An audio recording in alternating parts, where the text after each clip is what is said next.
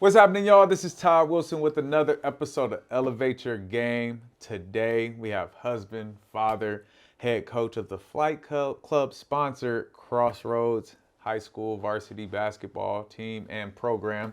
Runs it all over there. Also the director of Elite Sports Club, Mr. Anthony A.D. Davis. What's up, Man, brother? How welcome you to the doing? show. Man, thank you for blessing us today. Oh, man. Appreciate you having me. Absolutely, man. We love to start this show off with the wall of hoop movies. All right. Your favorite hoop movie of all time and why?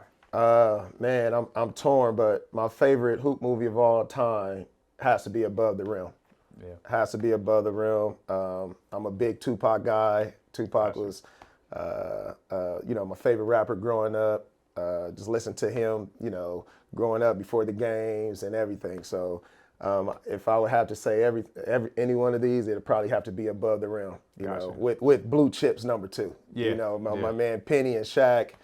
It was hard to pick between those two, but Pac has a special place in my heart. Yeah, no, for sure. Speaking above the rim, did you have somebody like Shep in your hood, like somebody, the old head that could just still hoop? Oh yeah. Where I was raised in Venice. Okay. So a lot of pros came by there and stuff like that, and we had this one guy named Carl. Older dude. Didn't make it at all, but he'll drink a 40 and come play with some of the pros and give them buckets. So it was always hilarious to see that. To see somebody like, oh man, he's drinking Old English and could come out here and play with the professionals and actually do well. Man. So I love it, man. Shout out to Carl. yeah, All right. for sure. So when did you fall in love with basketball? I fell in love with basketball probably at an early age of 4 or 5. Just like I said, I was raised at Oakwood Park in Venice, and just sitting on that stage. It was a stage right there. I had older cousins that played, and so just watching them just play all day. Of course, this is before social media. This is before video games. So this is what they did. They always stayed in the gym. And so I was always on that stage, or he always pulled me in to work on my game and stuff like that. So I fell in love with it at a pretty early age. Man, that's dope. That's dope. And so you said you had older cousins. Who were the people who kind of like brought you up in the game, even from elementary ages at least? I would really say my Uncle Jason. My Uncle Jason really had an effect on me in my life, because my father, he was still in the streets. So my uncle really was the one that took me to a whole nother level, showed me that, hey, I can actually go somewhere with this basketball journey. And also my cousin Clifford Young, he's an attorney now, but back then he was the first person when I go over his house, every time he would be playing the Air Up There from Michael Jordan. He was the first person to teach me about Allen Iverson, watching him and Ray Young. Back in when he was at Georgetown and the UConn matchups, and he always picked me up on the weekends, made sure I worked on my game, got my shots up, and I owe a lot of success to those two for sure. Man, that's awesome. That's awesome, man. It's always good when we have men who step up in our lives to help guide us the rest of the way, Yep. regardless of what's happening, and just be that extra support, man. It can always let coaches know that I think sometimes this game becomes very transactional. Yep. And it's about the relationship that you connect with these kids, because you never know what they're not getting at home or what's not there, that void. And we could be feeling something that they need that's going to, put them on a path to success. Yeah, and that's what I love about coaching, and that's what, I feel like my job is bigger than coaching. I got in this game to impact lives. And, me and my players, we talk about stuff off the court, how your mom's doing, what's going on at home, just to make sure that they could, reach out to somebody, because a lot of, kids like us that's growing up, we didn't have that person, or we wasn't raised to say, how I'm feeling, because as a man, it's like, oh, you're soft. So in our program at Crossroads, we have a thing we do every Monday. We open up about something that, that we've been through, and, just so we can all relate, to see, because you never know what you might be going through. It might be the same thing this other kid might be going through, and we could, show ours, be sensitive in that moment, and show as a man, it's okay to be sad. It's okay to have feelings. It's okay to cry. you know. So in some of them meetings, I mean, some of us cry, you know, and I just think that brings us closer together. No, man, that's awesome, man, to have that point of vulnerability, but a safe place.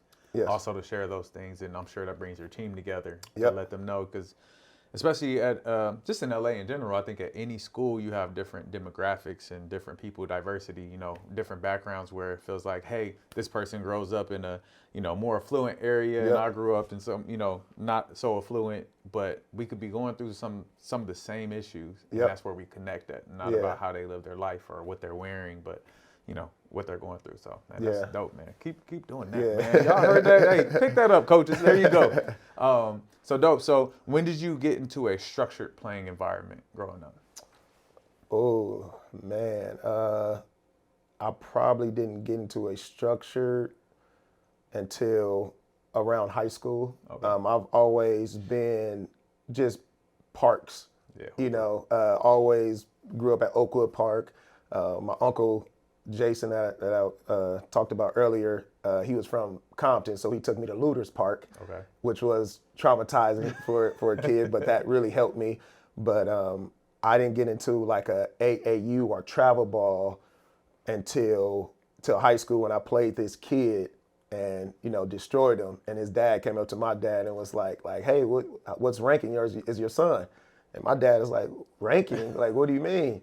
And he's like, oh, my son is ranked number 15. And you just And smacked you just him. killed him. And we were like, what? And he's like, what travel team? What AAU team? And that's the first time we ever heard Wow. AAU or travel ball team. And my dad got on it like that the very next day to try to, you know, to see if we Figure could, that you know, to get to college and stuff like that, to get to looks, because where we were from, you know, we didn't even think of college. You know, we always thought NBA or something like that, but we never thought like college. Yeah. Where I was from. Man, that's crazy, man. That's the first time and because you've reached a certain level of success with the basketball, most of them have structured environments, but to hear that you got that later on and were able to figure it out as well, which is Yeah. awesome. And so you, like park and rec leagues, nothing like that either? It was straight just outdoor hooping most Yeah, of the well, time? it was mostly all park rec league. Okay, so rec league. so Okay, it was gotcha. rec league. So Nothing it was serious. some kind of structure, but it was, you know, some daddies from the hood just yelling at a kid like, hey, Got you. you know, play Yeah. defense. But it was never like, hey, you do this, you do that. I believe my first encounter of like working on fundamentals was a guy named Slappy. Oh yeah, Wayne Slappy. Yeah, Wayne man. Slappy. I was in the 9th grade, and you know, I'll go to his workouts, and it'd be all fundamental jump stops, and I've never jump stopped, pivoting, you know, little stuff like that. Where I was like, oh man, and it's crazy because even now to this day, these high school kids can't jump stop. Man. They can't pivot. They don't know what a front pivot is from a reverse pivot, you know, and they kind of like skip those steps because of, you know, I don't know if it's social media or what you know, them stuff watching, you know, Steph on TV or, you know, so it's like they just skip all over the fundamentals of the game. I think it's because of the lack of kids playing park and rec, actually, because that's where I learned is park and rec. Yep. And real, there were dads, but they were coaches. They knew the game. Yeah. And playing in those developmental leagues. Now everybody has a club team. Yep. And so the expectation when you get a club team is to go win and go Yeah. compete Yep. and play tough competition and all that, instead of learning the game of basketball. And that is literally why I have cores. Like, man, forget all that. Yeah. Nobody cares about a middle schooler being a top middle schooler. Like, Yeah. it all starts over when you get to high school anyway, right? Yes. And so teaching them those fundamentals, the jump stop, the pivot, the verbiage, the terminology, the things that you learn, you probably learn playing pickup a little bit too, right? With the yeah. older cats, Oh, you yeah, learn some yeah. of the game. Yeah. And those things that Slappy taught you are like, like you said, it's the missing piece now. Yeah. It's the missing piece, but Yeah. the most important. Yeah, it's the most important, but you know, it's just like you said. I think it's the mentors and the coaches and people that have done it, you know, really coming to help out. I think that once you're with a good coach, that's why it matters about, you know, coaching. It matters because some of these coaches, they just get out here and yell. You know, they get out here in flip flops and yell and say this, but you know, kid is getting out rebound and they're just saying rebound, but they've never taught somebody how to box out. Right. You know, and that's, as a coach, I don't get. How can you be mad at a kid if he's not rebounding if you haven't taught him how to box out? Man, You know, so man, I was in a conversation today, and I'm glad this episode ain't gonna come out for another 10 weeks. 'Cause they probably don't know what I'm talking about. It's like we try to teach the kids how to play a certain type of defense for 2 months and they just wouldn't get it. You telling me you teaching somebody something for 2 months and they don't get it, or maybe you're not teaching it right. Yeah. Like, what are we talking about? Yeah. Like, what you can't say a kid can't get it, or keep going. It may take him 3 months to understand it. Yeah. But as soon as you stop because you give up Yeah. because they're not doing exactly what you wanted to do, but you're not teaching them. Yep. And that's what coaching is teaching. You listen to all the greats, the John Woodens, the George Ravelings, the John Thompsons. They taught the Bobby Knight. They taught basketball. Yep. That was it. That's what the job is teaching them basketball, because through that you teach them life. Yep. You teach them discipline. You teach them how to get things, how to learn something, and the patience it takes. Yeah. You know? Yeah. And it takes patience because I'm big on, just like I said, I'm not moving on until we master it. Yes. When we shell drill, we'll do shell drill for 2 hours if it ain't how we want it to be. Yeah. So until we master something, that's when we're going to move on. And that's why I love like the beginning, like, the summertime and all that stuff before basketball season, because it's like all the teaching and honestly, that's what I love about high school basketball the most. Just the helping and the teaching. Because once they get to college, they get ego. They feel like they can already do it, and then pro, it's even imagine you telling LeBron something. You're like, man, I know everything. So I have a story. Okay. Even LeBron, I'm gonna teach. I say this because I like to show kids that the best even still learn. The first time I worked out with LeBron, I told him something. It was some post footwork, and he was moving the wrong foot first. Yeah. I said, hey man, move your inside foot so you cover the space. And he was like, all right, bet. And he did. He's like, was that good, coach? LeBron James, to me, he didn't know who I was from. I was the little light-skinned dude that was helping Chris Johnson train. Yeah. That's all I was. Yeah. Listen to me. And so even then, the fundamentals and that stuff even matters to LeBron James. So how much more should it matter to your little 8th grade butt? Yep. You know what I mean? Yeah, and so, But that's why he's the greatest. Right. He can listen to anybody and take it in, and it made sense to him. So but to these kids, they just think that they're all that, because they have their little trainer who taught them how to cross over. And I missed, like you said, the days where you was watching Allen Iverson or somebody and you mimicked the move. You taught yourself something. Oh yeah. It's a little bit different than somebody showing you a move and thinking you know how to implement it. Yeah. When we taught ourselves moves, we had to implement it too, because we had to go try it on the homie. Oh yeah. Man, I remember, as you remember, the Allen Iverson Reebok commercial. Man. And he did that move. The rap? Yeah, the rap. And I'm telling you, as soon as that commercial came out, everybody in their backyard trying to work on the rap and for hours. Yes. So, man, I got stuff hit like that. My boy Tim Denson. He got me with that. Boy, he hit me with it. And then look he didn't even score. It was playing 21. He had 19. Man, he hit me with that joint. He didn't even shoot it. He just slammed the ball on the ground and walked away. The game was over. I was like, I went home. He won. Yeah, I went home, started working on the move right away. I was like, y'all getting them back one day. But that was, man. Go watch the Allen Iverson commercial, y'all. Cool. So what high school did you go to? I graduated from Inglewood High School. Where'd you start? Freshman year? So I started freshman year. It's no longer, but it's Pacific Hills. Oh, yeah, Pac Hills. Okay. Pac Hills. And it's Tree Academy now. But then I left there, went to Fairfax for a brief extent, and then finished my last 2 years at Inglewood High. Okay. So that's where you got your name and built your reputation at Inglewood. Yeah. Well, I got my name from Pac Hills. Okay. It was this coach that me and my best friend used to drive him crazy, and he used to always say, "Damn it, AD," and then nobody called me AD back then. It was just Anthony, So he was like, "Damn it, AD." So all my friends tried to be like, "Oh, damn it, AD," because I hated AD. And so as you know, your friends they see something that you don't like, they just keep going. So AD stuck from my freshman year on to now. Man, that's dope. So that's dope. And so that coach helped develop your game as a freshman coming in. You were able to, what level did you play as a freshman? I played a little bit of JV, then got moved up to varsity. Okay. And then what was your skill set? What were you known for? I was just known as an athletic kid. I was a really athletic player. I couldn't really shoot the jumper that well back then, but I was an athlete. When I was a freshman, they played me at the 4 spot.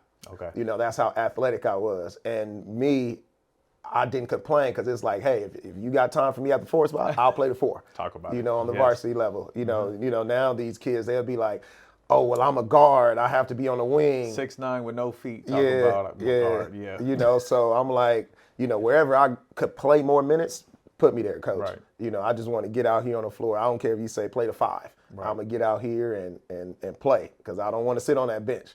You know? 100%. And so from Pac Hills at the same time that season, I'm sure, and then you started playing AAU ball. Yep. So what was the first AAU experience that you had? Man, it was great. I played for the Paladins.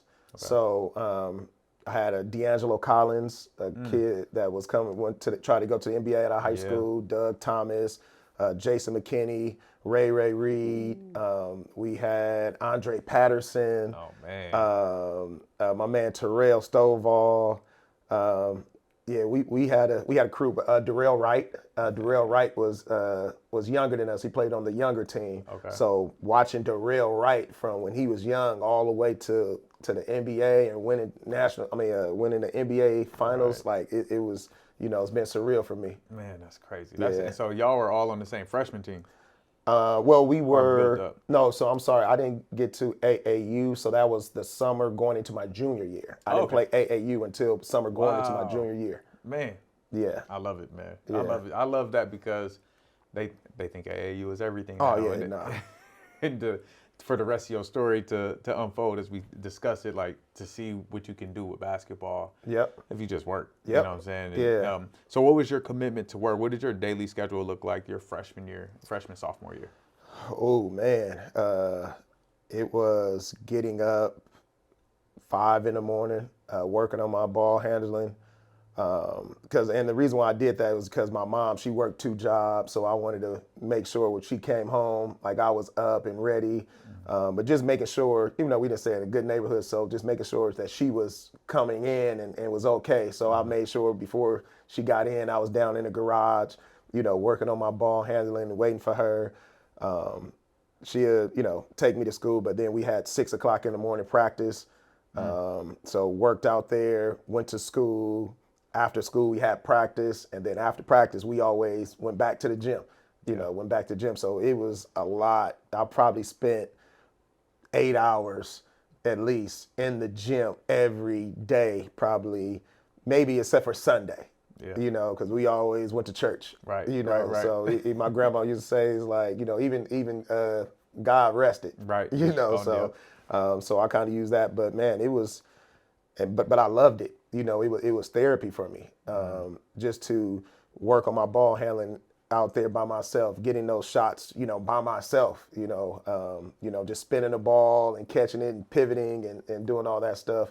So that was kind of like my routine coming up. Being so young in a situation, it sounds, you know, mom's had to work 2 jobs and not growing up in a neighborhood that suits those kind of things. Like, what had you so focused at a young age? What kept you there? And, I would really say my family, just because my mother had me at a really young age, so I spent a lot of time at my grandmother's house. That's where I kind of was raised at. And my cousins that was older than me wasn't on the right path. You know, they were going to jail, you know, back to back to back, and it was about 3 of them, and they all went to jail. And I used to have to sleep in the bed with my grandmother, and just, you know, when we'd be in the bed, she'll just be crying herself to sleep, you know, just over my cousins and stuff. And from that day on, I was like, I would never make my grandmother cry. You know, I never want her to be in this bed crying over me. So I'm not going to do what they did. I'm going to find something else and figure out a way. And of course, in the hood, it's only 2 things you could do. You either go to the streets or you be an athlete, or you know, trying to find some way in sports. So that's what I just did. I just, you know, focused on that, and I made sure it was intentional that I looked for friends that was on the same routine that I was on. You know, because I had a lot of, you know, friends that can distract you and say, oh, hey, we're going to go here and do this, and we're going to go in the streets and do that. And it's like, no, I'm going to go over here. Oh, you going to shoot? Okay, I'm going to go shoot too. You know, because with me, especially, I was so a competitor, like I had to be better than all my friends. So if you say, hey, I'm about to go shoot and work on my game, oh, me too. Yep. You know, like I'm gonna go here. I ain't gonna go over here. I'm gonna go make sure I work on my game too. You know, you're not gonna get one up on me. You know, so that really helped my focus on to trying to make it out was really just my family. My grandmother really didn't want her to cry for me. You know, so that would help my focus on the game. Man, that's a big why, and that's awesome. And I talk to kids a lot about where that why comes from and how it forms, and it comes in different ways, right? Your situation's different from mine. Mine was my cousins picking on me and calling me little white boy and beating me up on the court, and so I was just like, yo, I'm gonna beat them one day. Yeah. And that's where my drive came from, was from that. And it's like, man, you gotta find that reason. And I always tell kids this too. Like, your why was big. You know what I mean? Yeah. Like you had a lot of burden is the word, but it was, you know, pointing in the right direction. And so when you come up against somebody like you, Oh yeah. it's a different kind of smoke. Yep. So your why has to be very clear, so I could at least match your energy. Yep. Because I don't know what you've been through and where you come from, right? Yeah, yeah. But when I come against you, my why has to burn just as much, so it's competitive. Yeah. So I can, you know. Yeah, and that's why we have those Monday motivation meetings, because I want them to know. See, I didn't come from where, you know, the entitlement, where the kids at Crossroads is, and I tell them all the time, you're going to run into a kid like me, who don't like what you got, think that you're rich, think that, you know, and I'm going to just take it. You know, I'm going to get out here and I'm going to just bully you around. And you have to get to find your why to be like, to match it, to at least match it. Because if you don't, you have no chance. But as long as you match it, and when they see, you know, that you match it, it's like, okay, now I have to go into, you know, the fundamentals. Now I have to go to, you know, the mental part, you know, and not that many people can do it. Right. You know, just like I said, we've grown up in Inglewood. I went to Inglewood High, and I'll never forget, we played a team called Clovis West, you know, when they had Chris Hernandez. Man. And it's like, we see all these kids, they were like, oh, they're all, you know, white boys, we're all black kids from the hood, oh, we're going to run through them. And then we couldn't. And it was like, oh, they're just as skilled as us. Like down 20, like yeah. And it's like, oh man, now we got to think the game, and their focus is more than ours. And it's like, oh wow, I just thought since we were athletes, we were just gonna come in here and win. And that's not how the game works, you know. So just trying to, you know, get the kids to get that in them. Like, you know, like, hey, you gotta have a why. You gotta match that. And once you match it, they're gonna see it. It's like, okay, now it's an even playing field, you know. 100%. No, I love that, man. That's a big element to this game that people miss out. I think parents think they can buy that. They can buy a why. Yeah. And like, yo, your kid just don't want it. Yep. Like, I literally just got off the phone with the dad.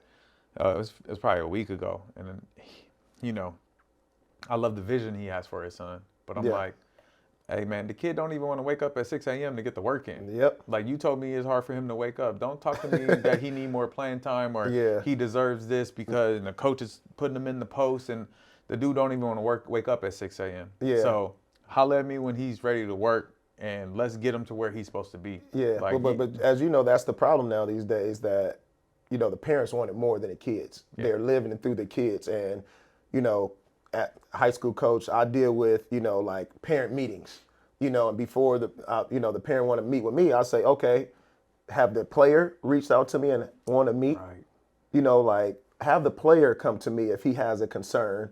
And then if we can't figure it out, okay, we all three of us can sit in the room and try to figure it out. But, you know, you can't tell me that, you know, he's frustrated because he hasn't voiced it to me, or, you know, he's having a problem with this, when he could come to me directly to have that conversation. You know, no, advocate for yourself. Yeah. In the real world, ain't no. Yeah. you can only step in for so long. Oh yeah. And you're gonna come across, especially in this game of basketball. You think college coaches want to hear from you? Oh yeah, no. They do, but they gonna hear you. They're gonna listen to you, but it ain't gonna matter at the end of the day. They got to keep their job. They need people to produce. They need mentally strong individuals who can endure that. And Southern California basketball is not far off from college when it comes to the level of coaching and the level of talent that we have here. And so figure it out, parents. Let your kids go through the fire now, because you don't want it to happen when they get to college. They're just going to be back at home. And everything is not going to be, you know, shit, like, you know, it's all, you know, just green grass and just all, you know, happiness and everything. Like, you have to go through it. Just like I had to go through it. Everything, my journey wasn't all smooth. It's a roller coaster. I had some very hard times. And, my mother, like I'll never forget, I came home crying one day and because I got cut from a team and she was just like, hey, well, you might not have been good enough. You just got to work harder. She didn't say, hey, let me go talk to the coach. Let me, like, no, like, hey. I'm calling the school board. Yeah, like, no, like, you need to get back to work and grind. Yeah. And that was 100% right. And I did. And once I did that, my career took off. When did that happen? That happened my sophomore year going to my junior year. Man, got cut from varsity. Yeah, so I left to go to Pacific Hills. I left to go to Fairfax. Played for a coach. Don't want to. Really. We know who he is, right? It's Katani. Yeah, so Katani, we all know. Yeah. So play for Katani, but once and to his credit, when I got there, because I got there after basketball season, he already had his guys. He already had the Joe Ships. He had the Ishmaels, the Jason Morsetts, Craig Smith, Evan Burns. Shout out to Craig Smith. He's on my coaching staff now. Oh, but yeah, so he already had his team, and I'll never forget. He was taking the team to Fresno, and he was taking 15 players, and I was a 16, and cut me in front of everybody, and so went home, just like I said, cried all the way on the bus because I knew I was better than 90% of the guys, and went home, cried on the bus. My mom seen me crying, was like, "What's wrong with you?"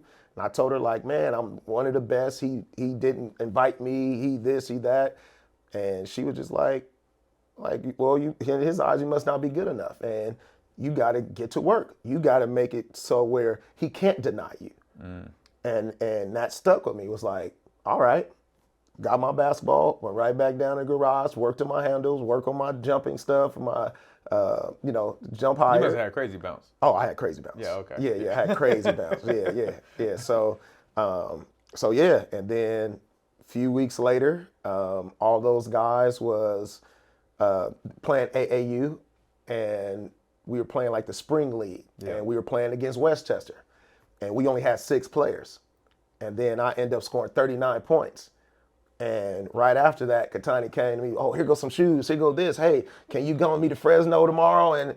And I'm like, I'll see about it. But at that time, that same weekend, I went to a Wayne Slappy workout, and he put me with D'Angelo Collins and Rayshawn Reed. So we were playing 3-on-3, and we were killing everybody. And D'Angelo was like, man, like, you need to come to Inglewood. And I'm like, Inglewood? Like, no, I'm from Venice. I can't go to Inglewood. Like, they gonna kill me.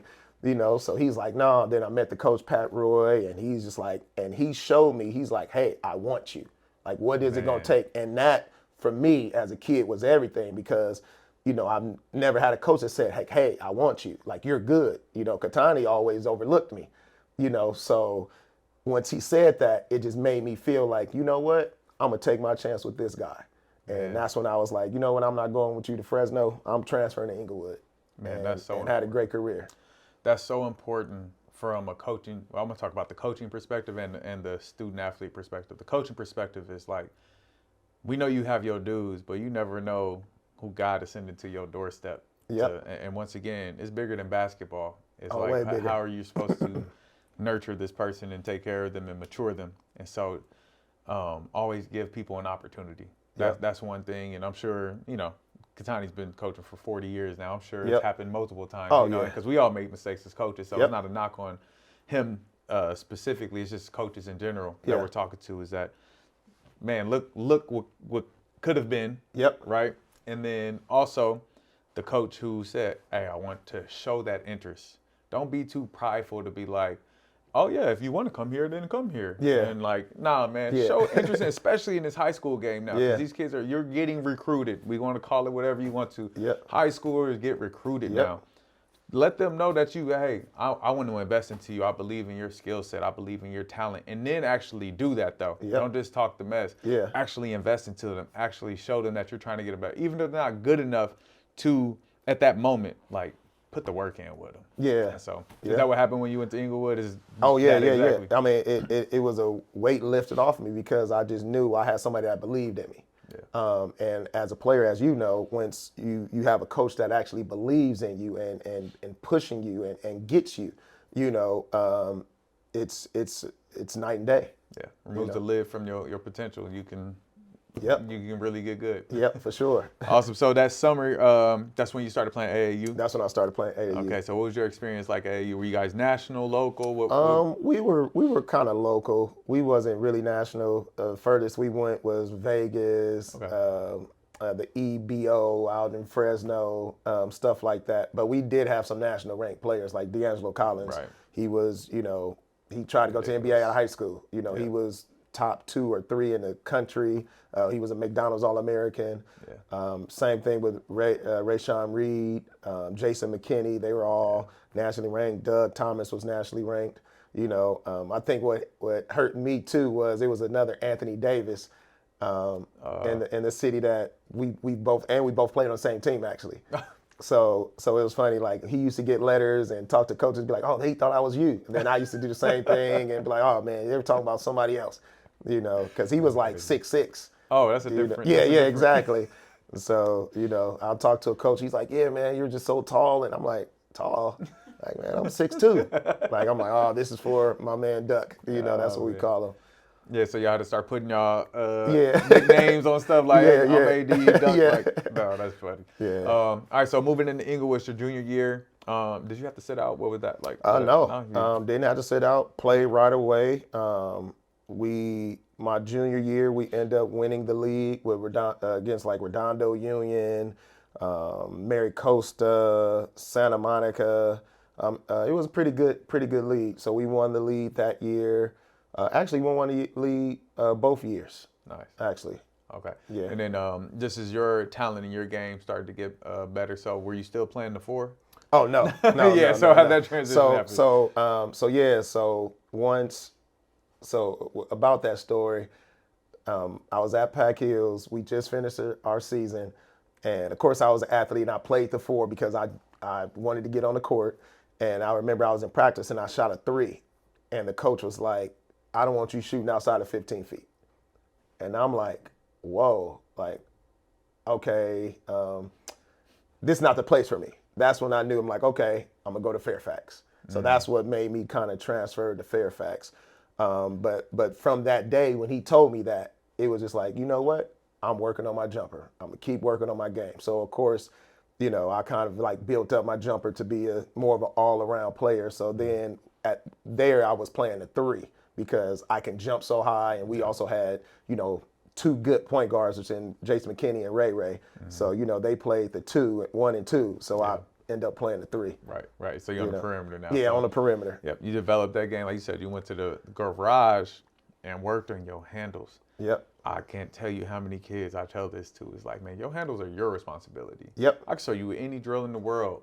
If you ain't dribbling the ball, if you ain't got a ball in your hand every single day. Oh yeah. You got to carry the ball. I mean, we used to walk around in classrooms with our basketball. We used to dribble our basketball everywhere we went to. Yep. And the biggest thing that I see with kids now is, I'll just speak at a high school level. And our gym is different than other gyms, so when they say you got 2 hours to practice, it's 2 hours to practice. Yep. So we don't have no time for no extra stuff.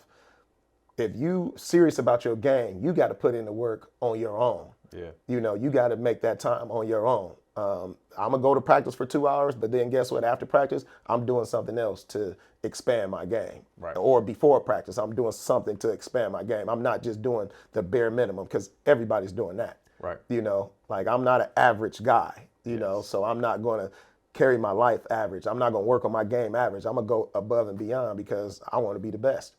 100%. No, Yeah. And that's what it's about. Like, and it took you from being a 4 to being a perimeter player, and then you end up playing. What position you end up playing in college? The 2. The 2. And so you just Yep. kept getting more and more control Yep. because of what you can control. Yep. Is this ball being in your hands Yeah. and using it. So especially to all you 6'5" centers right now who Yeah. want to be guards, Yeah. go get some handles. Yeah. Like, that's the difference. Yeah. If you can guard your position, if you can handle it out there, not turn the ball over. Yeah. So All it takes is dribbling. Yeah, and that's what I tell a lot of to a lot of kids too, because you see a lot of kids that just like you said, it's like 6'5" that want to be on the perimeter, and it's like you are the position that you can guard.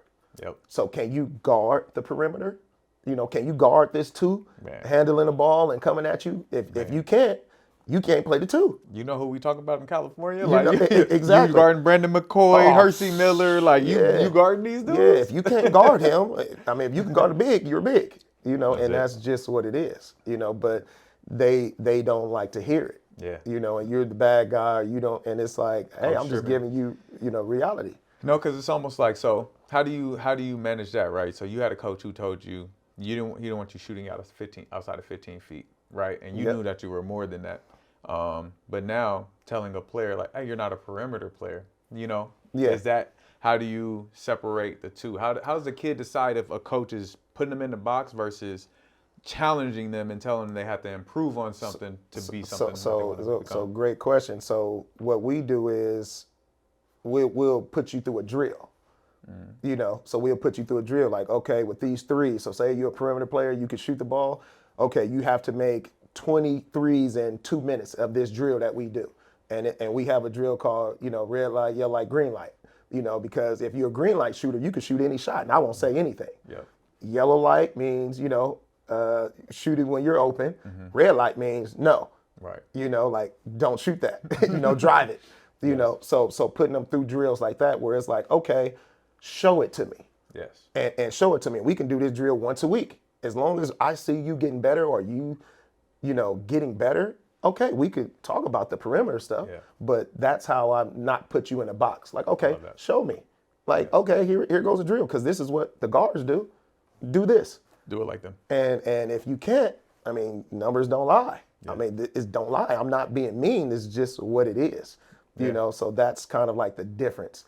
Because my coach, he didn't put me through a drill. He just like, don't do it. Want you on the box. Yeah. Like, that's crazy. Yeah. No, that's dope. I think coaches need to hear that, right? Because I think a lot of coaches see that as like, oh, why is this tall kid shooting? Like, hey, you may be missing out on one of your biggest assets if you don't assess. Yep. Continually assess, because these kids are working out. Everybody got a trainer now. Everybody is getting extra work in, at least in Southern California. Some more than others or whatever the case, but I think we can miss out on what a kid can develop into if we're not. And you said it, man. You said you see if as long as they're getting better at it, then you're open to it. You know what I mean? Yep. And not, all right, you missed it on this day. That's it. You're done for the season. That's wild. Like the development process takes time. Everybody clicks at a different time. And also you do that drill because you get in their head a little bit. So now if you're really serious about it, you're not going to just do this drill at practice. When you're going to work out, you're going to do this drill, and you're going to come beg me, hey, coach, let's do that drill again. Yeah. Oh, okay.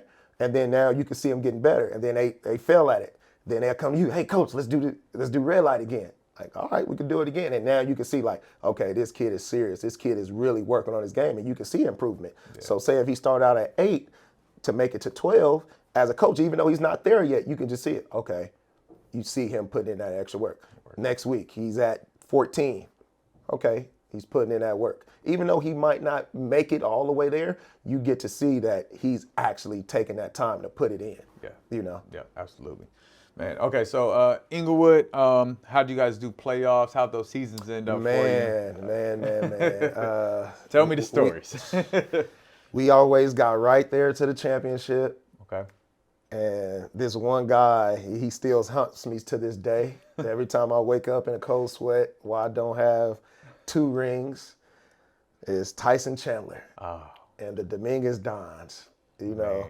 Tyson, shout out to Keon Kendricks, my man Bobby Jones.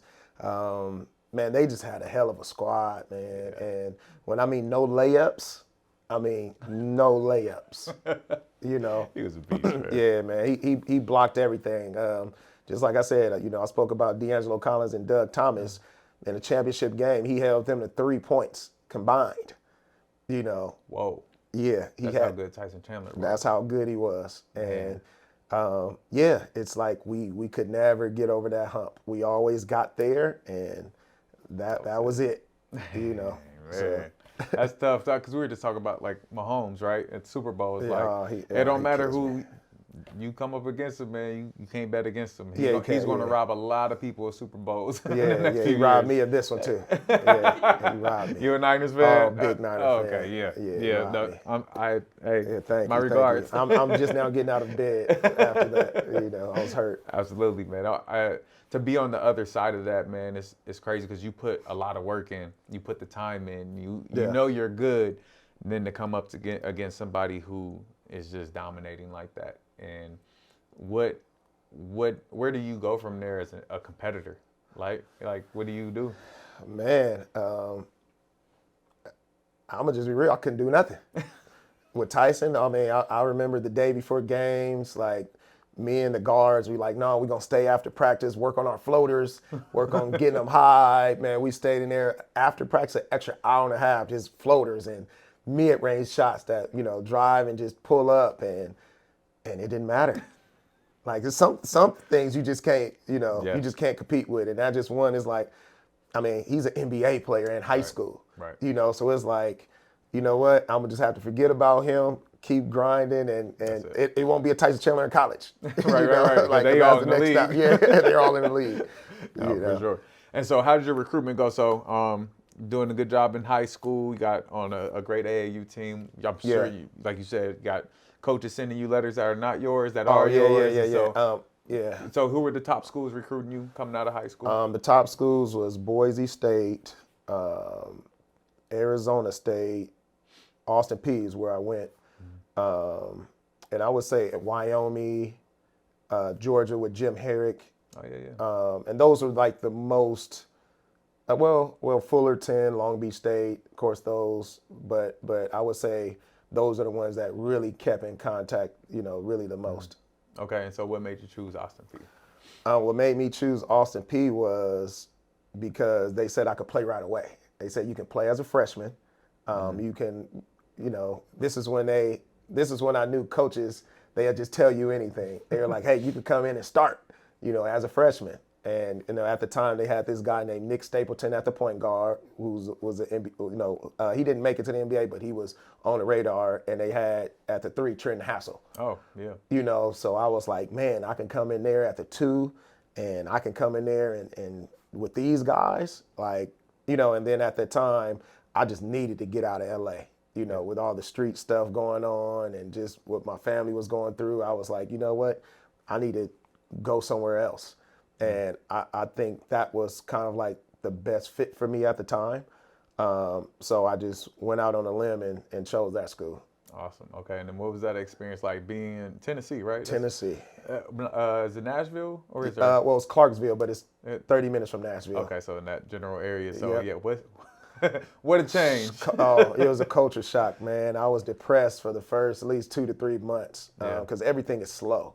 It's so slow down there, but it's what I needed coming from LA, coming from the city that I come from, just to teach you, you know, just the basic stuff. Just, you know, saying hi to people that's walking by. You know, in LA, we don't know you, we just walking right by you. You know, the hospitality out there is ridiculous. Yeah. So that just really taught me a lot being down there in the South.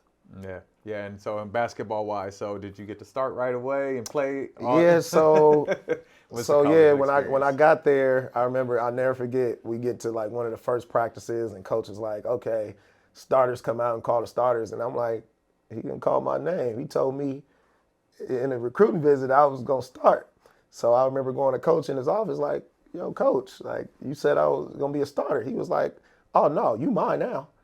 And I was like, oh damn. He said that verse. Oh yeah. He was like, oh, you mine now. Like, you know, like we got you. If you want to be a starter, you got to put in the work. I'm not giving you nothing. And I'm like, oh, well, you should have said that in the recruit visit. Right. But that pushed me. Yeah. You know, it pushed me because I was always that person like, oh, you don't okay, like I'll be back. And by the first game, I was a starter. Oh, okay. You know, so started out, and I think my man DJ Wright just beat me out, but I think I had the most career starts at my school in college. Oh, that's dope, man. Yeah. That's dope. I love how when you face adversity, And it, like you said, it was instilled from your mom. When you faced those moments, you were like, you took it as, oh, okay, I just got to work. I Yeah. just got to get over that hump. What can you tell kids today that struggle with that? Like, how do you get that if the parents aren't saying that at home? How do you get that if, there's no motivation to do it almost, or how do they create that? Yeah, yeah, it's really tough if you don't have it at home because I think you really have to have a person really, really pushing you. Because now these days, it's these kids, they fall under, they fall down under like they don't believe, with all the social media stuff going on. It's like, oh, this person's doing this. How come it's not happening for me? Yes. And it's like, man, I want to give up because he's getting all these letters and I know I'm better than him, but I'm not getting anything. And they give up on themselves easy. And if you don't have somebody there to like really keep pushing and pushing and pushing, it's going to be a long journey for you. But what I would say is if you don't have that person, pick up, a book, pick up, stuff on YouTube that, the greatest went through, Kobe went through, Michael Jordan went through being cut, have those motivate you, but you just got to keep believing in yourself. And no matter what, just keep going until, they build that brick wall in front of you, and if so, try to hop over it. Right. No, absolutely. No, I think that's great advice. Like you said, like if you don't have that person, you got books. We have resources around us, and you on Instagram or TikTok every day. Yep. Google, hey, how to overcome adversity. Oh yeah, yeah. And I even do it now as a man and as a coach. I get on the internet and look up, E.T. hip hop preacher. Yeah. To get, if I'm feeling a certain way, to get an extra motivation to get me like, okay, like yeah, they're doing this. I need to get up and do this. He's doing that. Okay, I need to get up and do this. So it's resources out there. 100%, 100%. So college career. So you got the most starts, man. What is that journey like? And did you begin to enjoy Tennessee? Yeah, I really started to enjoy Tennessee probably after more so my freshman year because my freshman year was hell. And now that I'm a coach and I look back on it, it was more so all me coming from a place because I just knew I was better than everybody and I was bad shot selection. And I remember my freshman year, coach had like a whole hour clip and I had to watch it and it was all my bad shots. And it was just like, and I'm like, dude, you just pointing out all my bad stuff. What about all the good stuff? I won you some games, but he was trying to teach me. And I'll never forget my freshman year, I was like, man, I'm transferring. Like he's this hard dude, because it's different from college and high school, man. So I'm like, man, this dude, don't believe in me. He don't this, he don't that. And I played in a Sano with Marcus Banks and Delron Johnson, and they went to UNLV. And then I had the UNLV coach like, hey, man, you pretty good, man. We could get you over. But the thing was, like, I didn't want to sit. I love basketball so much and really didn't like school too much. So I was like, man, I don't want to just sit and just go to school. Right. I want to play. So I was like, you know what? Let me give one more year, a shot. Let me give my school one more year. And that summer, that's when I end up training with Jelly Bean, Kobe's dad. And he took my game to a whole nother level. Wow. And I went back my sophomore year and we went to the NCAA tournament. And so I was like, well, I can't leave now. I'm the man. Right. They put, how they have every team on every player from the team that made it on a Sports Illustrated. And I was one of the players on the Sports Illustrated, and I was like, man, like, I can't leave this now. Like, I'm the man. This is my team. And for the next 3 years, I'm going to try to go to the tournament. That's dope. So yeah, that's dope. So what was your experience like training with Jelly Bean? So that you were training with Kobe at the same time? No, we wasn't training with Kobe. So Jelly Bean, he was an agent at the time. Okay. So he had like a lot of players that was entering the draft, and I just stumbled on them because they was working out at my park in Oakwood. Oh, wow. And so I came home for college one summer, and I walked in the gym, and I'm just seeing like, all these guys, Marcus Hayslip, and I'm like, dude, I see him at Tennessee. He about to go to the NBA. Brandon Dean, that just won a dunk contest. I'm like, wait, what's going on in here? And they like, oh no, you have to get out of here, man. This is a private workouts. And I'm like, but luckily Slappy was helping him out. And so Slappy was like, hey man, like I was like, hey Slappy, I don't want to leave. Like I need this. And he was like, so Jelly Bean was like, I don't know. And Slappy was like, hey man, like he's a really good player. So Jelly Bean was like, all right, let's see what he got. And so he threw me in the workout and liked it and was like, all right, like we'll let you come and work out with us. You know, and just for that, man, I owe a lot to him because he didn't know me from nowhere. And at the end of the day, took me in. And after that workout, I was there every day. I was there before, you know, those guys got there. When they were like, hey, we're going to the beach. I'm going to be at the beach waiting on them. You know, they didn't ask me to go to the beach. I was just there, you know, and he seen that in me. And he was like, and he just took a hold of me. And I appreciate him for that. And I'll never forget, man, Jelly Bean put me through this drill and I had to score 50 points. And it was just like, by myself, but it was just like a shooting drill. I had to keep moving. After I scored 50 points, I'm laying on the ground, dead tired. And he walks over to me and was like, you did that with no defense, 50 points. Kobe had 81 on the best defense in the world.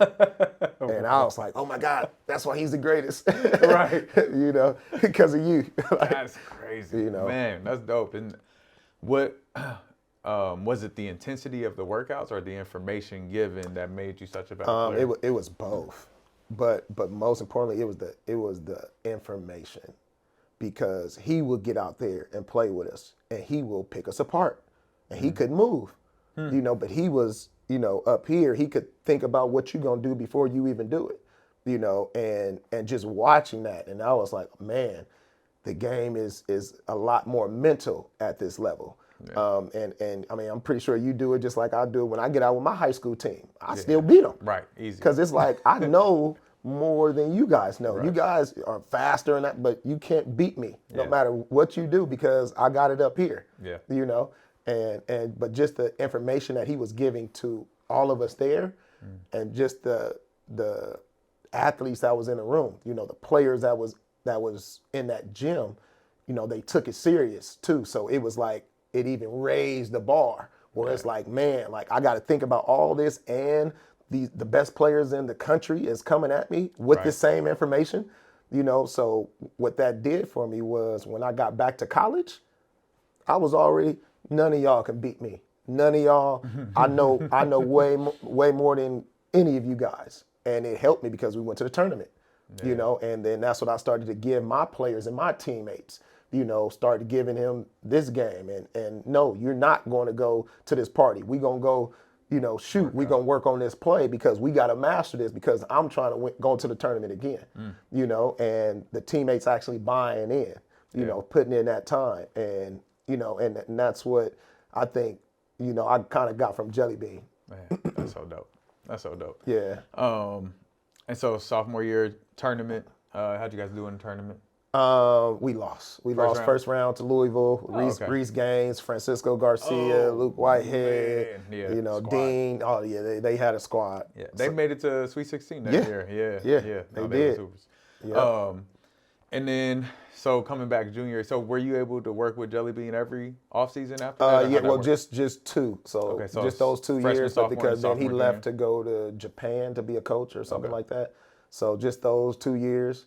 But junior year, we came back. We went undefeated. We went 18-0 and lost to Murray State in a championship game. So we didn't get to the tournament. You didn't get an at-large bid? Not at all. Wow. Not at all. 18 in a row. Yeah, didn't get an at-large bid, and they sent us to the NIT. How'd you guys do it? We did pretty well in NIT. We got to semifinals and lost to George Mason. Okay. I forgot the big kid they had. They had a big kid and a really good shooter, and we lost that game by 1. So yeah, that was tough. And then my senior year, I was the only returner coming into my senior year. The only returner? Only returner. Dang. So me being my senior year, you know, but it was good to me because I felt like, all right, I get to carry this team. Yeah. It's not me and my boy Adrian Henning or me and my boy Josh Lewis or Corey Gibson, who's the head coach there now. It's me. And I kind of took on that challenge, you know, like, and we did really well. But we ended up losing to Eastern Kentucky in a championship. Okay. So we lost to them by 3. So I went to the NCAA tournament and the NIT in my 4 years there, but went to 3 championships in school. Man, that's dope. It's explaining how kind of going to a smaller school is so important to win that conference championship. Oh, yeah. Is what I see, right? Instead Oh, yeah. of going to another school where, you you might have at least more competition to play and get on the court. Yep. But you'll see that tournament, and Yeah. so that's important to kind of view from that that lens. But even more important than that to me is that of course I cared about the tournament, but like I always wanted to leave my mark wherever I went. Yeah. And that's the reason why I kind of chose Austin Peay, because I was getting recruited by the Arizona States. If I would have went there, I would have been just another player. Probably wouldn't have played till I was a sophomore, junior. But going to Austin Peay, now I'm top 10 in scoring. Like when I go back, people remember me, and Right. I get praised when I go back. But if I would have went to these other schools, I would have just been another basketball player that just came and went. Right. So that's what I liked about picking the mid-major, and that's what I kind of tell my kids now, because that's what they're like. Oh, I need to go high D major, Arizona. I'm like, no, man. Like go somewhere where you can go and hoop and build your legacy, man. Yeah. But everybody wants the Kentuckys and Arizonas and UCLAs. So yeah. And so after graduate, what'd you get your degree in? Communication. Communications, dope. So what were did you have I know MBA was probably on your mind at the time for sure. Oh, for sure. What was, did you have an idea of what you wanted to do when basketball was over? I'm gonna be real. At that time, I didn't think about it. I just knew I was either going to NBA, but I ended up playing overseas. So been playing overseas for about 7 years. So by the grace of God, that was helped me out. But never thought about what I was gonna do after, because I've been playing basketball since I was 4. So once it started to get to the end, you started to kind of think like, okay, what's next? Yeah. Yeah. So where did you play overseas? I played in China, Israel, Spain, Finland, Taiwan, and Mexico. What was your favorite? Israel by far. By far. Yeah. No, I heard it's nice out there. Yeah, it's really nice. What teams did you play for? Our teams? There's a team called Binyamina. Okay. Yeah, out there kind of by Netanya area. Okay. Yeah. So what was so special about Israel? It was just like LA because of the weather. It had the beaches and everything like that, and it was mixed with the New York nightlife. So everything was still going on late at night and stuff like that. 6 a.m. Oh, yeah. Early in the morning. Oh, yeah. Yeah. Great food. And just the people were really, really cool. Not like I expected it to be. Yeah. But it was great. Basketball was very intense. It was they take basketball very serious out there. Yeah. And just being around that culture and of course being by Jerusalem and stuff like that, it was just really special for me being out there. Oh, that's dope. That's dope. And so any advice for people who are going to play overseas? That you experienced, in all the places that you went, things to look out for? I would say, just focus on your craft, get your time in and make sure you don't, number one, be out there doing too much partying and stuff like that. And make sure that the biggest thing is to make sure your agent, looks out for you on a good team. Just don't stick you anywhere. Because if they stick you anywhere, a lot can happen. Because I've dealt with a lot of stuff, bankruptcy, all that stuff. Yeah, so. The team went bankrupt? Yeah, the team went bankrupt. So you didn't get paid? Season. Well, luckily, this was in Finland. So luckily the government had to pay. Okay. Had to pay me, but I ended up getting paid like almost double or triple because, I didn't have an agent at the time. Oh, wow. So I ended up getting all the money. I didn't have to pay the fee for the agent. And I was playing so well when that team went bankrupt, the coach and the owner called me in and was like, hey, these teams knew we was going bankrupt, and there was 5 teams. And they were like, all 5 teams want you. And I got to negotiate my own contract. Wow. And I went with the biggest You know, Yes. so I went with the biggest one, and I end up getting paid still from the government for Wow. that. So end up, doing Double pretty up. well. Yeah, Love yeah, it. double up. Man, Yeah, that's dope. And what was like this negotiating your own contract? Was it just a conversation or is there, yeah. It was you it was know, just out there for me. It was just more of a conversation, because if you say, one, I'm gonna say three, or if you say five, I'm gonna say 10. right, right. So it was just like it was just pretty cool to do that for myself. Yeah. You know. How'd you navigate that without an agent in the first place?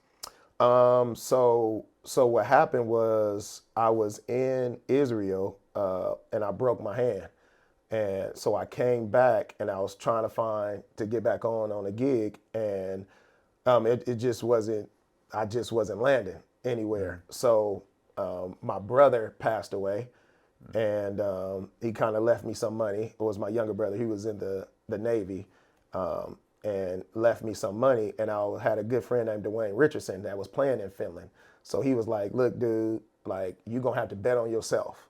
He was like, come fly out here, come stay with me. And when the teams know that you are here, they're going to take you before they take anybody else from America, Right. because you're already here. So I was like, all right. Smart. So bet on myself, got me a ticket, flew out there, stayed with him on his couch. And the very first day I got there, he said, the coach is like, hey, you can come practice with us. You're American. We will need to play against somebody like you. Very first play, somebody shoots the ball, I go up and I tip dunk it. Boom. Coach is like, hold on, time out, stop practice, come here. Who are you? And I told him, and he's like, we're gonna keep you around just for a little bit. Like, we're gonna pay for your meals, we're gonna do this. I know you're looking for a team, but just Hang wait out a with minute. And what they end up doing was cutting another American that was on their team. Not your homeboy. No, not my Oh, homeboy. okay. I was saying that would be No, crazy. it was another dude from Syracuse, but he came in. He was kind of comfortable. He kind of came in because they had the gym arena for us to go work out, lift weights, and everything. And me, of course, we were on it. And he would just be like, oh, I'm gonna stay back. Oh, I'm gonna go to this party. Oh, I'm gonna go hang out with this girl. And we like, all right. And the coaches were seeing that, and they seen me in practice, and I was killing them in practice. So they like, man, let's just get him out. And it was so funny because I was sleeping on a couch that I was way too big for, and mind you, he was 6'5". Oh man. So once I signed that contract and was like, hey, this room is mine now. You're gonna have to go to the couch, So that's how it ended up happening over there. Man, it's I think I keep hearing it in your story over and over. Just the confidence because of the work. Like Yep. you weren't afraid to go and get it and go and take a shot because of how hard you worked and you overcame. You bet on yourself to go to a different country to go hoop, and it worked out for you. Yep. I think that attribute is what people always want to know what success is and how do I become successful. It's to keep on going for your goals and your dreams no matter what comes against you, right? Yeah. And so I hear it's instilled from your upbringing, your family and all that. And how do you instill that into your own kids now or even to the kids that you coach and mentor? And we have a conversation about it all the time, and it's so cliche, but it's no secret to it. It's no secret to it. It's kind of like two things: hard work and preparation. You know what I'm saying? Like, you put in that work because once you get that opportunity, you prepare for it. Yeah. And then sky's the limit after that. But without those two things, you will never be successful. You have to put in that work, and then when that time comes, you got to be ready for it. Yeah. No, it meets you where you're at. Yeah. Like that's it. It's like you were ready to go hoop. You moved to you went to go sleep on a little couch, probably as big as this. Yep. And Yep. it worked out for you because like you said, you were ready. Yeah. And man, I just want to hear it. I want the kids to hear that amount of faith, that leap of faith that you took, and you bet it, like you said, you bet on yourself because of the work. And Yep. Like that's it. That's Yeah. it's not a secret. Nobody's trying to hide that Yeah, from you. it ain't. Nobody's trying to hold you back and not believe in you because if you believe in yourself and you put the work in, Yep. somebody's gonna Sky's find the you. limit. Yeah. I promise you, people want you to play basketball for them when you're good. I promise Yeah. you, no coach was like, "Yeah, you're too good to play for Yeah. me." Yeah. Nah, nah, man. Because you got to think, like, Like, and that's why I tell my kids in high school, like, somebody's always watching. You might never know. You could be in a little gym that three people could be in there. But one of those three people could be somebody that changed your life. The John Moran story. Yeah. Oh, yeah. They playing an AAU game over here. He was working out in the back gym, and a coach accidentally walks by. Yeah. I mean, besides all the trouble he getting in, but Yeah. but hey, he made it to that level. So Yeah. no, that's great. And then so overseas, so were you ever working, try to get back to the league, or you knew that was your home at this time? Yeah, I kind of figured. that? I was like, you know what? I was like, I'll probably never get back to the league. So I was just like, I just want to have a great overseas career. Yeah. It's still professional when you're out there in Israel and China. Like, you're the Kobe Bryant out there. People coming to you asking for autographs and everything like that. But I always tried, but it was hard for me because of the network and who I knew, if I knew what I knew now is to use my resources. Right. I was too prideful. I knew a lot of guys, Baron Davis, Paul Pierce. I knew all these guys personally, but it's like, I was too prideful to ask them for help. I was like, you know what? I'm going to do it on my own. I'm going to do this on my own. And that's far from the truth that you should be doing. Like, it's all about who you know, the resources, who can put you in front of somebody. And that's kind of what I get the advice from, to our kids now, and especially being at a school at Crossroads. You never know who is who, so make sure, that's what I tell my kids, don't just be, friends with the basketball players here. Be be friends with the people that's in your classroom. Be friends with all these other guys, because this guy could be a lawyer, he can be an agent, he can be owner of the basketball team. Right. Like, you never know. That networking. You know? Absolutely. No, that's good. That's great advice for those young people who have that drive that you had, right? Yep. It's like, yo, I'm going to go get it, I can do it, but also understand your network and the people around you, and they're around you because of the type of person you are. Yep. Right, so you deserve those opportunities because you in that same circle. Yeah. So when you came home, did you play in the Drew? Oh yeah. So who'd you play with? What was your experience like in the Drew? Man, my Drew has lost 3 years in a championship. Oh man. I feel almost like the Buffalo Bills of the Drew League championships. Played with a team called AP at the time. We had, James Harden. We had Nick Young. We had JaVale McGee. But the only reason why we kept losing in the championship because everybody would leave to go overseas. By the time the championship came, everybody was kind of overseas. So that's the only reason kind of why we lost all those years. But yeah, it was, battles in the Drew. I love it to this day. I think it's great to see, when I was playing, it was in the middle school, in the little gym, and to see what it is now. It's incredible. Chanel Smiley and Dinos Smiley has, helped the LA basketball culture in a great way. And they just keep added to it. And I'm so proud to see them and so thankful for them too, to be calling them friends and them helping us out, on our basketball journey and stuff. Yeah, no, absolutely, man. I always like to connect everything back to what LA is, man, and this LA hoop scene, and just love all the connections. Like, you playing against Keon in high school. Oh, and, full circle to probably playing against his teams in the Drew. And then just everybody, man. And what has LA basketball meant to you in your life, and how do you try to communicate that to the kids now? Man, it meant everything. I'm a big basketball head. So even when I was in high school, I would go to other high school games to watch, back in my day, it was, the Tito Maddox, the Kenny Bruners, the Super Crips, all these players that it was just like, you had to go see them. To me, it was basically the NBA. Yeah. When I went, especially like 8th grade, going to 9th grade, going to see Tayshaun Prince, play, and it's just like, wow, like, this is in your front row right there, just watching, this, he's an NBA player while he's in high school, just going through his journey. And it's just, it's been a special thing to see, where it's been and where it's headed, because it's headed in the right direction as well. I think, but I also think it's because of the players that we played with coming back to help out and pushing it even more. So it's been great to see the LA basketball culture, on this climb. 100%. We the mecca of basketball. Oh, for sure. Oh, for sure. Let them know. Yeah.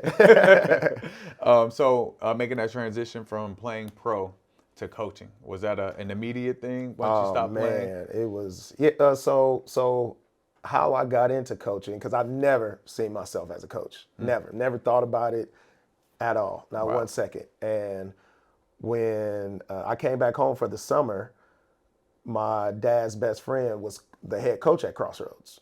And he was like, hey, I need some help. Do you want to come in for the summer and help me out coaching some teams? And, of course, I'm like, hell yeah. Like, can I use the gym? Right. Can I get some shots up? And he's like, yeah. So I was going in there playing with the guys, but it was something that my grandmother told me that I always stick to. And she's like, listen, when you do something, you do it to the best of your ability. So if you're taking out the trash, you better take out the trash the best. If you're cleaning something, you better make sure you clean it spotless. So once I got into helping them out with coaching, it was like, I'm all in. And so I'm looking up stuff, how to be a better coach, how can I, relate to these kids. But me and the kids, since I was still playing, we had a bond, because they can see me doing stuff. When I tell them to do something, I say, hey, do it like this. And they see me, they like, oh, wow, okay, I'm gonna listen to you. Yep. And so me and the kids hit it off like that. And so once I was helping them out, I end up not going back overseas. I was like, okay, I'm gonna wait till after Christmas to go. And then something ended up happening where they kind of like let them go, and they made me the intern. And I'm like, I don't know, this is my first year ever coaching. I don't really know what I'm doing. The varsity coach. The varsity coach. This is how you got the job. For a second. My bad. Let's slow down. My bad. So man. for a Rewind. second. We'll do it. And so I took over as an intern for the rest of the year.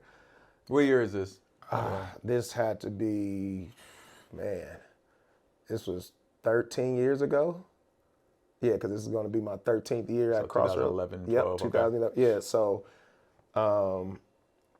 so I never forget. So after the year, my AD called me in, Ira Smith, who's a great guy, by the way, called me in, was like, hey, you did a pretty good job for what the circumstances was. But, we're looking for a coach, like that's done this before, So I'm like, no problem. I totally get it. This is my first time coaching. I don't really know what I'm doing, or I even want to do this. So they started to go on their interview process. So the whole time, Daryl Roper is there. That's Baron Davis' coach. He still works at the school to this day. So me and Daryl, I brought him in a couple practices to help me out and stuff. So he told me, he was like, hey man, AD, you can be a really good coach, and I think it's in you. I'm in the interviews with these other coaches, and they might have a better resume, but they're not you. And he said, so what I'm going to do is I'm going to see if I can come back and me and you coach together, and I can kind of like season you to kind of take over. So I'm like, man, Daryl, like that means a lot to me. So that's what ended up happening. Ira gave the job to Daryl, and now Daryl started to season me to become the next coach. Wow. So a few years go by, 3 years go by, and they end up letting Daryl go and didn't give me the job. So they brought another guy in, Chad Beaton from Vegas, who's a great coach. Yeah. I learned probably more from Chad than I probably had any coach. Wow. And it was a short stint. His basketball knowledge of the game, how he prepared, everything about him really, really helped me to this day. And so they gave it to Chad, and I was like, you know what? I kind of felt slighted a little bit because I've been working so hard to be that next head coach, and they just went with somebody with a better resume, because he did win like 3 state titles in Vegas, and so I get it. And I never forget, Ira called me to let me know, like, he gave the job to Chad, but Chad wanted my number. And I'm like, why do Chad want my number? I don't know this guy. Right. So so he calls me and he's like, hey, AD, I just wanted to talk to you. I just want to keep you around. I want you on my staff. And I'm like, well, you don't even know me. He was like, well, no, like we have, a mutual friend. And the first thing when I told him I got the job at Crossroads, he said, get off the phone with me and call AD and keep him over there. And I'm like, who do you know that I know? You're all the way in Vegas. And he said, Eric Harden. Eric Harden was my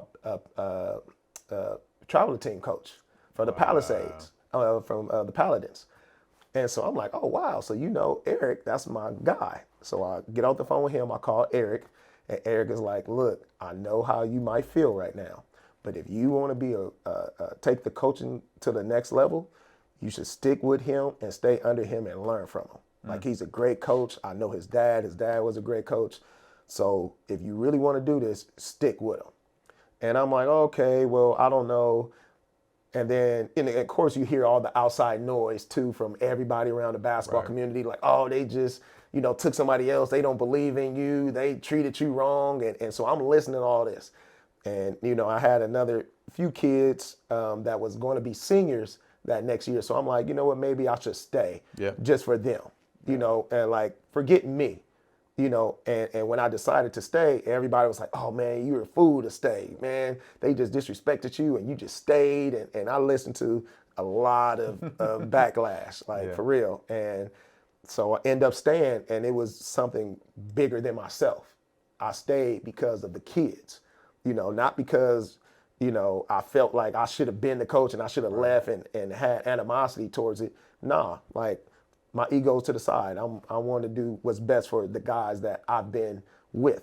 Yeah. And the season came, doing pretty well. We had an incident happen, and Chad had to be let go.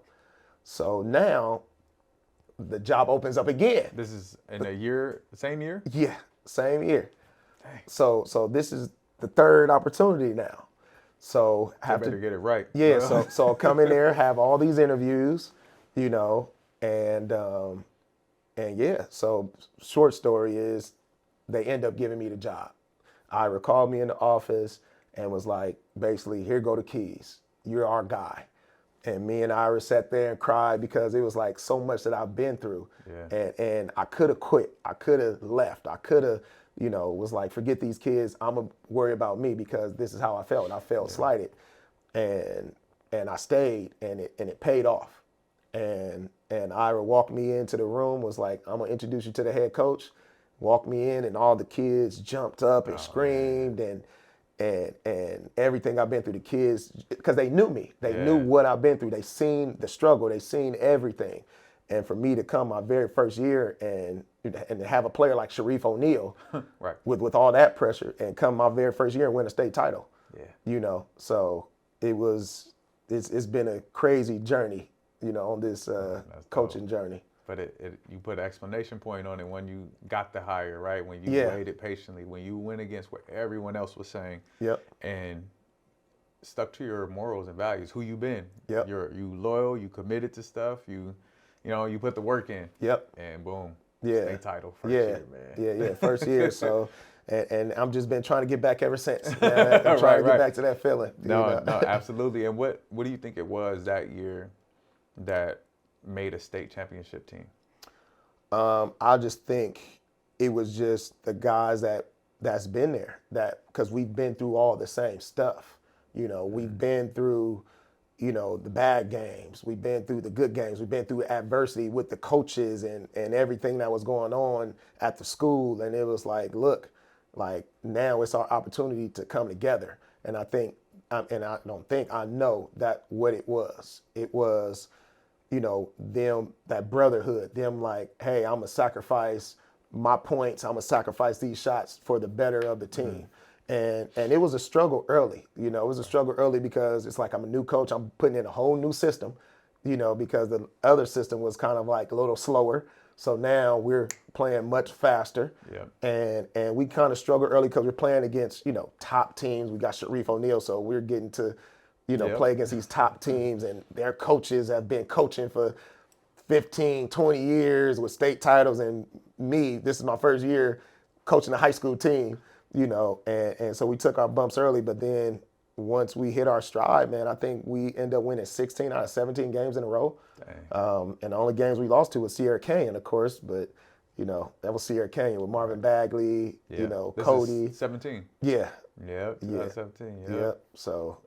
Yeah. So if we didn't play then, we probably would have got a little further. No, absolutely, man.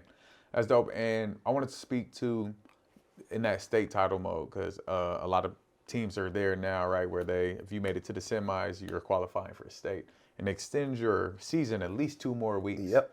What is that grind like? Keeping the kids focused between the time either you lose your semifinal game or you win the CIF title game, and then have to go to state. How do you keep them focused and engaged for that extra 2 weeks to a month? Man, it's tough because I only made it there one time, and we got all the way to the CIF championship first before state, and we lost. And I would never forget, I lost in the championship, and I was crushed. Yeah. And all my players was crushed. We did so much. We got there to the championship, and we lost to a team that we should have beat. And not only that, we lost to Brentwood, our rival. Ooh. Of course, Moose Bailey is, one of the best coaches in California. And we lost. And so I never forget, the next day, Sharif had a photo shoot. And, he kind of was feeling sad from the day before. And we were at the photo shoot, but that's when the brackets came out. So the brackets came out, and I pulled Sharif in from the photo shoot and was like, hey, this is the bracket. And we looked at the whole bracket. And I was like, dude, we got to do this. This is a chance where we can't get this back. We got to put a 5-game stretch together to win this. And he was like, I got you, coach. And so just having him there and for us to be on that same page, it was great for that Monday coming up because, when I walked in, the guys were still down. Yeah.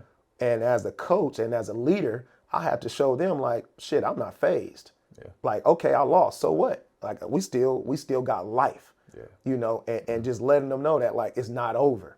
It's not over. Like and just keep instilling that and having those conversations and just, I've always like, because after every drill, we'll touch and be like, hey, it ain't over.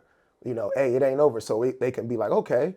And so when I walked into practice that day, they were, just like I was saying earlier, it was kind of like down. But when they see me up, they like, oh, okay, like, let's go. And that's what I loved about them. I'm like, dude, I'm not going to cry over that. Like, dude, okay, what am I going to do about it?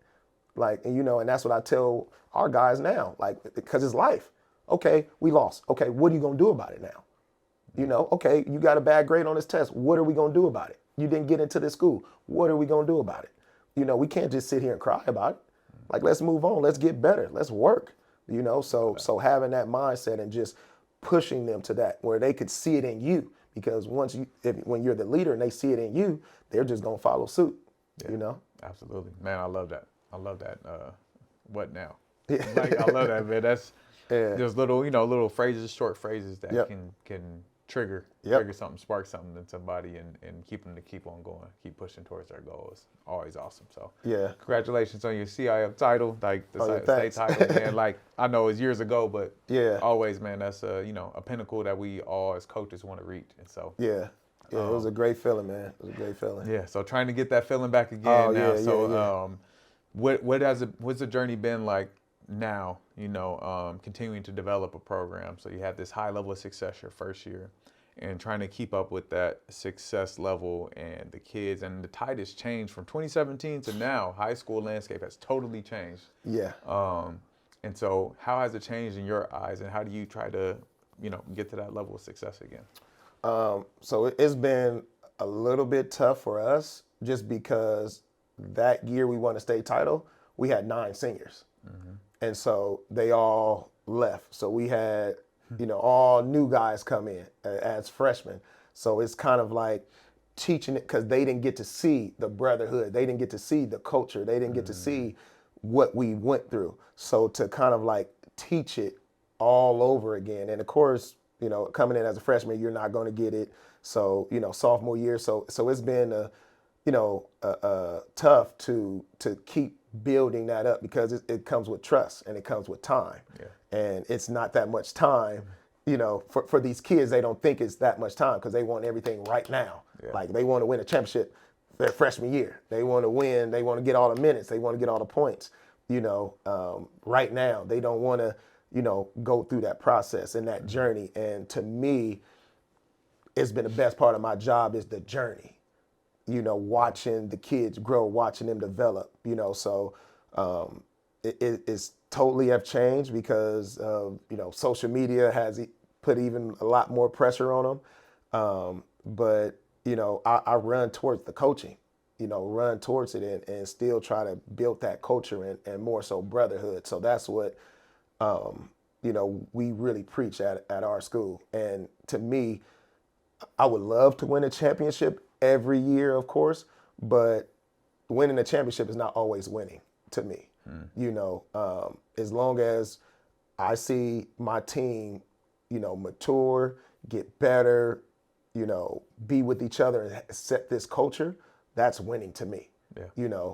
Everything is not a loss, and that's what I had to tell our kids this year. We fell short a little bit because of injury, but, I was so proud of my team because of what we dealt with, and you could see how they were at the beginning of the year and then how close they are as brothers now at the end of the year, where they're at each other's house. They're talking on the phone all the time. They're just, every time I look at them or I'm on campus, they're always with each other, and that's what I consider winning, Yeah. Now, you speak of that brotherhood. How do you create that? How do you develop that in the program? Because I think, how do I say this the right way? We keep it real on this show. I think some coaches struggle with that when is a diverse situation, Yep. right? It is what it is. We have white coaches coaching black kids. We have black coaches coaching white kids. And I think it goes either way with that. I think it's difficult to create a culture, right, in a diverse environment. How are you able to build that brotherhood, regardless of race, any demographic that you could think of within your community? Well, there's two things. One, to me, what we do is time off the court. We have to spend time off the court doing little stuff, doing activities, putting them in groups that they're not normally used to hanging out with, where they have to know something about this guy and what he's been through, what his family is, what they come from. And so, I think that's one. And two, we've been kind of successful on it a little bit because of, I have an AAU program, and all of our kids at Crossroads, we have a few kids that go play EYBL or high level AAU, but most of our kids don't, so they come and play for me, during the summer. So having that summertime with them and always being together for more than just a basketball season, that's kind of how we've had some success with it. No, that's not. So you put them in the Coach Boone system. Remember the Titans? I like that. No, and it's uncomfortable. And I think some coaches try to dodge discomfort for these kids. And it's not about that. It's about putting them in uncomfortable situations, controlled and safe, but so they can grow and learn and develop those social skills. I learned to socialize through basketball. That's how I learned to argue. That's how I learned. I learned the conflict management. That's how I learned that's how I created probably all my friends. Everything I'm connected to is mostly through basketball. Yes. And it's like, put your kids in those situations so they can struggle under your guidance. And don't get away from building the bigger picture, the relationships. Like you named probably 20 people that you knew growing up that you still homies with now. Oh yeah. Because basketball, because of you just being in the gym and being on the same path as them, Usually. So, I like to highlight that and thank you for showing that, because I think people struggle with growing culture and brotherhood, and I'm huge on being a relational coach. Transactional coaching is leaving soon. There's only a few who can still do it at a high level because they've been around for so long. But as soon as they retire, I'm telling you, man, you got to be a relational coach. You got to understand where these kids are coming from, what's going on at home, because you're speaking to their emotion and not just their physical ability. Like it was like that from back in the day because our parents were different. Yeah. Yeah. You know what I'm saying? Like we Yep. just had to do what the coach said, and that was what it is. Yep. And all right, keep it pushing. Yeah. Like that's on you. Versus now where parents have a lot more say so. Kids are actually have way more information than they should even sometimes. Yep. And Yeah. yeah, just that the whole Yeah. thing. And it's a struggle with where, you know, we have a lot of parents that, either play the game or, or feel like they know a lot about the game, and, the kid is trying to listen to the parent more than they're listening to a coach, and it's like, and I totally get it because, players have to go home with their parents, but to try to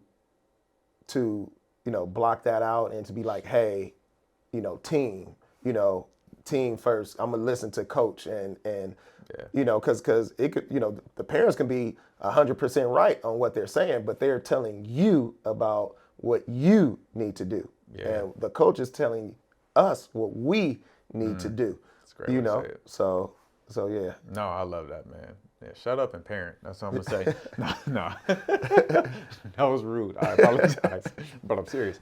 So, no, I think, man, that's, it's a very common theme on this show is us trying to educate parents to do what's best for their kid. And I think a lot of it comes down to being where you trust the coach to get your kid to where they need to be. Yep. And that's why I don't care, like, if you're in a situation where you feel like the coach doesn't want to develop you, leave. Yeah. Yeah, you can feel that. I think kids can feel that. I think parents should know seeing that. And I think coaches should be honest about it at this point. Yeah. Don't try to hold on to a kid because you don't want kids leaving your school when you know you're not going to give them the opportunity they deserve. Yeah. But also, parents, release your kid to the game. Yeah. Let it go. Allow them to experience life through this game of basketball because everybody stops playing basketball someday. Yep. And they're going to need to know how to handle adversity and how to work through these different types of things and how to communicate with authority, how to communicate with peers, how to just navigate life. Yeah, and you're 100% right. And I feel like as a parent, just say if you have an 8th grader and you're looking for a high school, you should do your homework on the high school. You should do your homework on the coach. And once you find out the coach that you want, when you place your son or daughter there, trust them with it. Yeah. Like me with my daughter, I'm like, hey, you're the coach. When I sit in the stands, I'm not yelling anything. I'm clapping, I'm cheering. Like, how hard is that for you though? It's pretty hard. Yeah. it's pretty hard, but I don't want to put more pressure on my kids. Yeah. I don't want to put the pressure on. So when she's playing or my son's playing, go ahead. I'm not saying a word. I'm saying go, yay, good job. But other than that, you won't hear anything from me until the ride home, and it's more so, I ask them like, hey, do you mind if how did you play, or how do you feel that you played? Mm-hmm. And he or she would tell me like, oh, I feel like I played this, and okay, do you mind if I share something with you? Because I don't want to just go in on them like, man, like, oh, you did this wrong. Like, I want it to be like, hey, do you mind if I give you a critique, or you mind if I tell you what I see?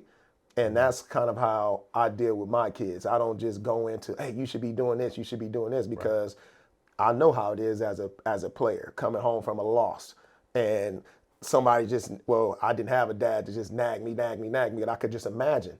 I was so mad if somebody talked to me, I'll be, shut up, So it'd have been like, so I just want them to process it and talk to them just like this. I'm never yelling over basketball.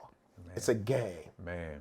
It's a game. And for me as a coach, I want my kids to know I love you no matter what. You can score 0 points. You can turn the ball over 100 times.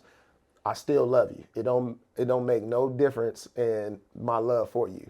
So, because I think once, you be on them too much, that's all they think that you care about is if they do well or not, 100%. Man, that is just so spot on with, how we try to educate our parents. Like we have a whole communication guide that's dedicated to that. Oh, wow, What okay. should you be talking about before the game, during the game, how you should cheer, after the game, what should the talk in the car ride be about? Asking them if they want to talk about it. Man, Yeah. those things are so important, especially for the younger kids. Yeah. You're going to drive your kid away from the game Yeah. doing those things, and they're going to resent you for you putting their life equal to this little game of basketball Yeah. on the big scale of things. Yeah. And so, man, I appreciate you sharing that. And coming from somebody who's a coach, a father, and who's been around this game forever, you know what I'm Yeah. saying, a player, you know, like we have the best view because we've been through every phase of this game, Yeah. rather than a parent who may have played a little bit and now is a CEO of a company trying to tell you how to play basketball because they watch the Lakers every game. Like, Yeah.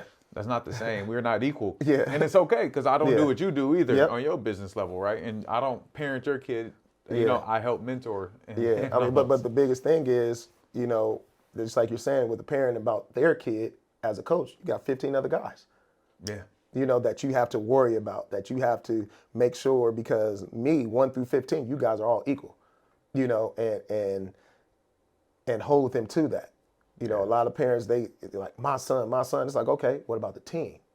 You know, because that's my job. My job is to do what's best for the team. man. It's not to do what's best for just one guy. It's to do what's best for all 15 guys we have on our roster. Yeah, You know. 100%. No, that's the gospel right there, man. For real, for basketball. There was another thing I wanted to that you spoke about, your first point of checking out a high school and understanding, like, what does that look like, right? So I always tell parents this: go to a practice Yep. and check out practice, and here's the things you should be looking for. Like, yo, is the gym clean? Are the assistant coaches on their cell phones? Yep. Is there teaching being done? Are the kids paying attention? What's the discipline like, the structure? Yes. And then go watch games. And one game, go to a game and just watch the coach. Don't even pay attention to the basketball. See how Yep. the coach is interacting with the referees, the kids, Yep. the crowd. See, now go watch the players. What are the kids doing at the end of the bench? Is everybody cheering? Is Yep. everybody bought in? Yep. What's the kids doing on the court? They ball hugging? Yeah. Is there accountability from that coach to reprimand them? Yep. And then look at the environment. Like, I think that's one of the biggest things people don't realize, why Gold Coast, Mission League, I'm just going to talk about out here in the Valley. Yep. The operations, the environment. Like, you go in there, hey, you have the ticket table. There's a nice vending machine. Yeah. The AD is there. The clock is being ran properly. Yeah. The floor is clean. Like, that stuff matters, Yeah, it when it matters. gets to the high school level. Yep. And being a respectable place where you can really develop. And so I just wanted to give parents some things to, hey, like, here's some stuff that you guys can look at and think about. Anything else that you would say for families to look at when they're choosing a high school as far as basketball goes? I mean, I think you hit everything right on. Me personally, I would add, one thing I would add to yours is, like, I love a loud gym. Like, if you come in practice, it's going to be loud. It's going to be kids talking. It's going to be communication. It's going to be, you know, like, I hate a quiet gym. Yeah. So no matter what, we talking. If we're not talking, something's wrong. You know, my coach is that, you know, me, I have a coach, you're under that basket, you're over here, you're over here, you're over here. Like, you see something wrong or you see somebody ain't talking, we holding them accountable for it. But, you know, I just love that feeling in that gym, and, you know, sweat equity. You know, getting after it, making sure these kids is drenched of sweat, and make sure that, you know, man, I'm trying to conquer every day. I'm trying to build every day, you know, and so when the kids come in looking for schools, making sure they see all those things that you named and that too, you know. No, have you ever thought about doing like speaking? Nah. Yeah, man, you need to go speak, dog. I just want you to know that, man, you have a very powerful message. Like you're just little things that you haven't even like highlighted, things that what you grew up in, Yeah. and how you've overcome those things, and then just your overall message of everything, man. You need to look into that, brother. Okay, As a maybe coach, I'll do it man. after Yeah, retire. man. No, you could do it now, like, you know, coaching clinic. I'm just talking about coaching Oh yeah, clinics. yeah. I've always wanted to kind of do a coach's clinic, you know, but I'm always, because I love coaches clinics, and I'm just always like dialed in. Like, I just want to know, from these top coaches what they do, and I study that, and my mentor Torino Johnson, he's just, he speaks at them all the time, and I make sure I'm there, and just learning up the it's your turn, man. You've been doing this for how many years now? 13. Yeah, no, it's your turn, man. And just because you go to a clinic and speak doesn't mean that you ain't listening to. Listen, yeah. Yeah, you one of the coaches. Man, Yeah, we gonna talk after this. Yeah, no, okay. no, we going ahead, man. That's and it's because it's life with basketball, man, and that's ball is life has become this big old media thing about people crossing people over, but ball is life means that this lifestyle that basketball gives you can teach you more about life at the end of the day, and so man, you got that message inside, man. So thanks, that, I appreciate you. Yeah, for sure. We're gonna move to our next segment, man. Thank you for just showing that whole journey, man, and where you at now and all that. We have my Rushmore. Okay. All right, so LA dude, I love these conversations because we always get different people. I'm not going to participate because I'm gonna mess up because I've done this probably 6 or 7 times and I've named different people every time. And so I'm not going to embarrass myself. But top 4 hoopers from LA. Man, and we talking LA? Are we talking San Fernando Valley, LA County, or you talking about LA? We can talk LA. All right, we can talk LA. Because before I get to that, I just want to say shout out to Casey Jacobson. He was one of the guys that I loved growing up, but he didn't make my Mount Rushmore. Okay, all right. But number one guy that I could think of right now, just grew up just a fan of is Raymond Lewis. Of course, every time you speak of LA basketball, his name comes up. So him probably at number 1. Got to go with my guy who I looked up to and try to idolize my game after was Baron Davis. Yeah. Got to get him. My other guys, Paul Pierce. Got to shot him out. And damn, that 4th one is tough. I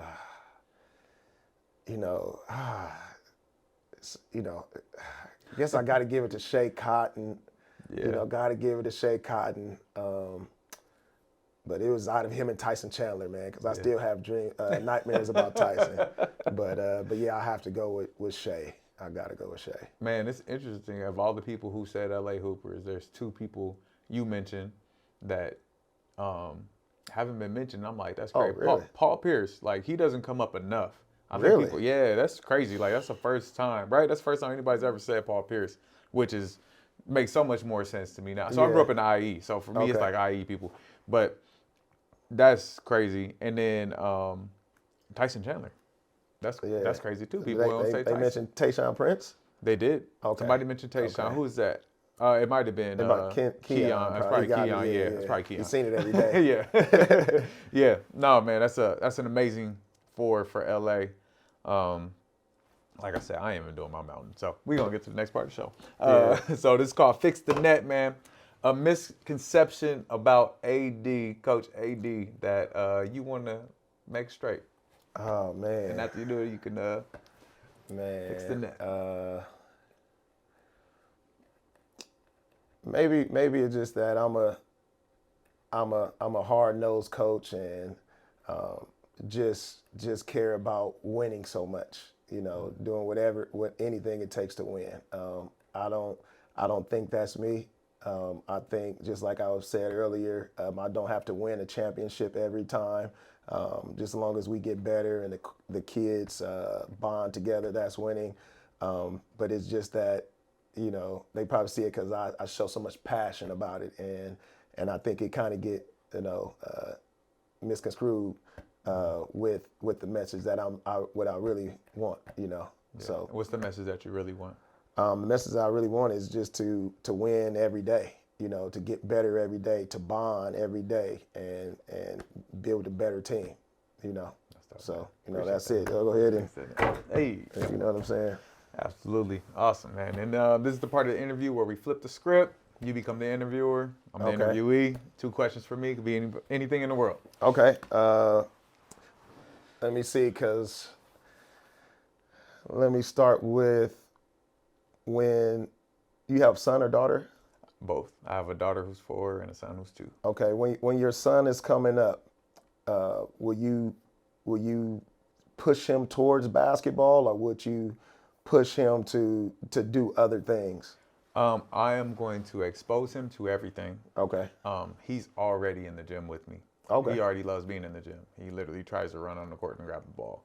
And so, talk to a lot of OGs in this, and just having your son around it, he's naturally going to love it. I do want him to play basketball. Literally, he came out and I said, "Thank you, God, for this son." Shed a thug tear.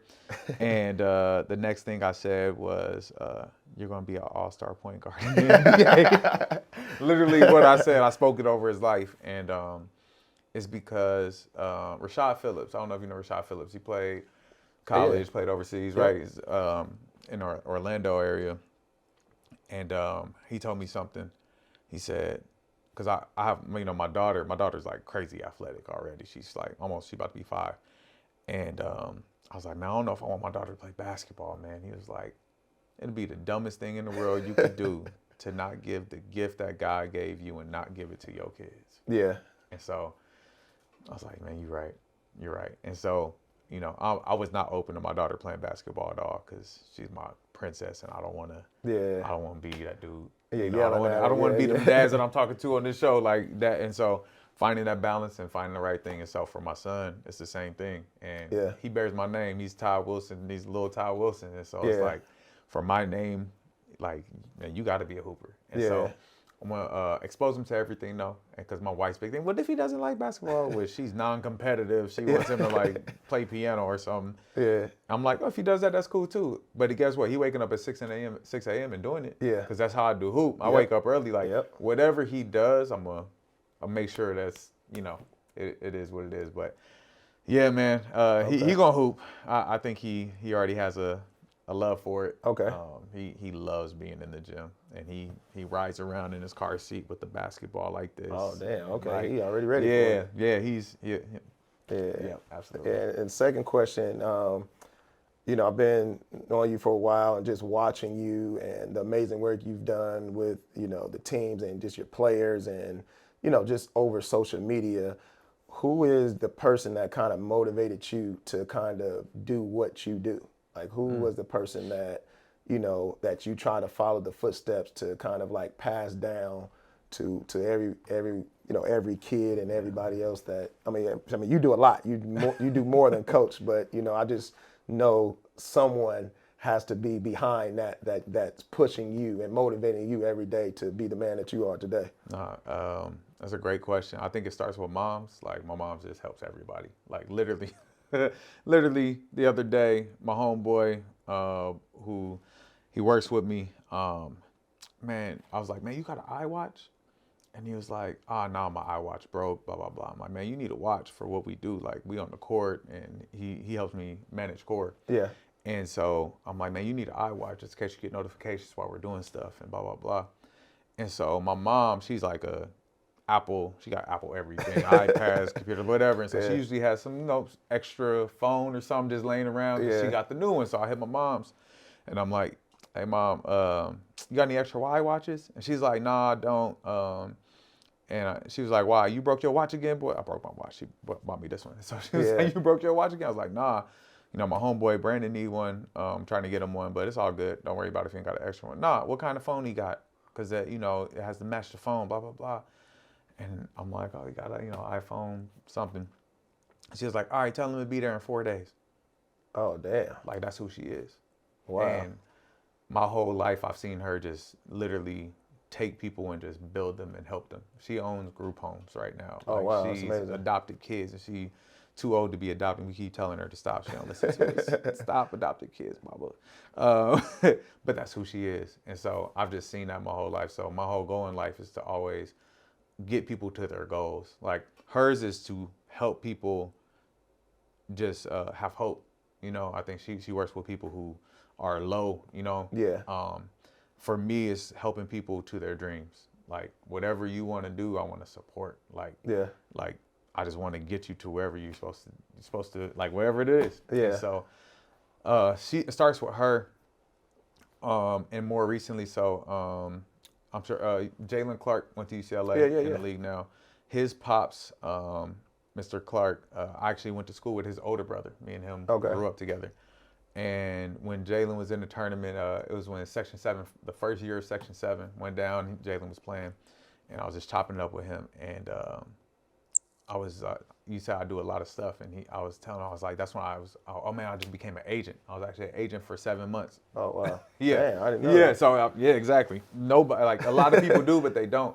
And I was like, I'm an agent. I'm running the business. I got this, and he was like, oh yeah, my son would never be with you. I was like, dang. Oh, what? Why not? He was like, man, you got too much going on. And he was like, man, you need to focus. He's like, you gonna be an agent? Be an agent. You gonna run your business? Run your business.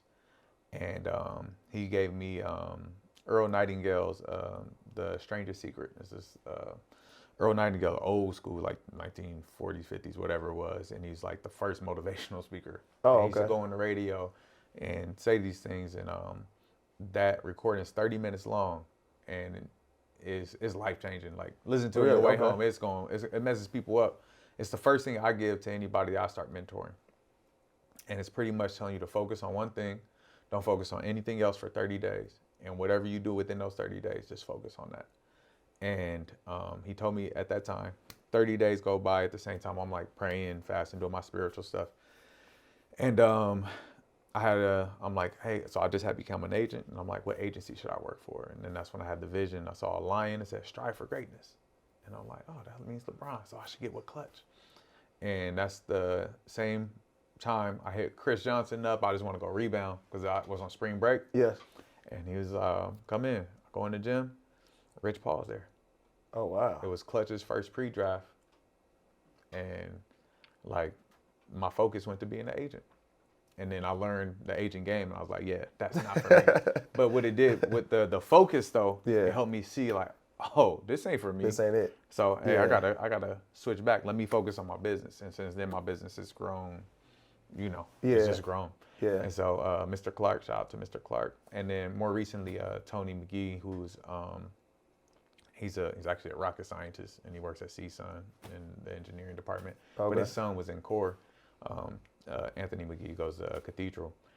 And man, that man saw me, and he sent me this, it's a prophetic word is what I call it. Yeah. And just told me who I was, who he saw me as. And that's what triggered this whole podcast, everything I'm doing with my consulting. That's what this is, the basketball firm. Okay. It's a consulting company where we're giving parents and, student athletes and providing parents with the blueprint to becoming a recruitable college athlete. What that means with your identity, knowing your role, the people around you, and the workout plan, and the resources for that workout wow, that's plan. amazing. Yeah, and so that's why I started doing this, is because I didn't have information growing up. Yep. And so I'm like, man, I know everything now, but it's because of the people I know. And so that's why you sit in that chair, it's like, man, I want people to know the info, so they don't sit like my parents didn't know what to do when I got a D2 offer and I should have took it. Yeah. And they want me to wait on the D1 offer. Like, what? No. Yeah. Let's hear it here. And so the parents have the info, and I want to be able to be that guide for them.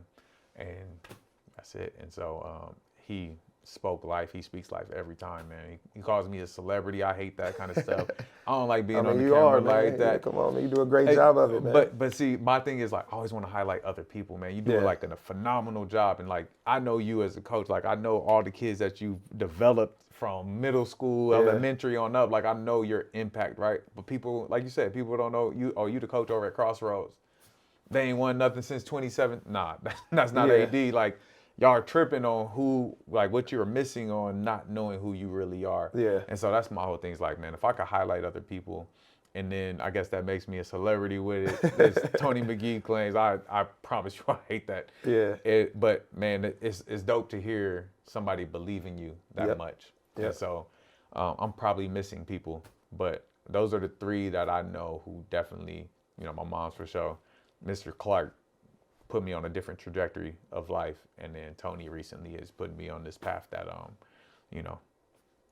that I ain't stopping. Yeah, for sure. You shouldn't. Yeah, you shouldn't. So man, thank you, man. That's great question. Oh, thank you. You might number 2 question. Somebody asked me something about my wife before. Oh, okay. It was number 1. Yeah, of course. You can say it. Smart I got man. you. Yeah, shout out, man. Smart man. I know you ain't gonna listen, but if you do, love you. Man, thank you, brother. Yeah, thank you, man. You got all mine. 24-second shot clock. let the people know where they can find you on social media, or just a general message about you or to them, or what you're doing with or where your tryouts are for your club team, or Yeah. anything about Crossroads, anything you want.